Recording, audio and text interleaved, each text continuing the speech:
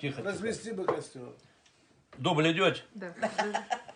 Развести бы костер на крутом берегу речки синей, да собрать бы друзей, да сварить бы уху, песню спеть о любимой России. И чтоб этот костер долго-долго горел, души все и сердца согревая, чтобы высказал каждый все то, что хотел. Только как это сделать, не знаю. Разбросала судьба во все стороны нас, потому нам и встретиться сложно. Но я знаю, что твердый характер у вас, и поэтому встреча возможна. Соберемся ж, друзья, у большого костра, посидим, вспомним дни мы былые, ведь была в этой жизни и наша весна, и стучали сердца молодые.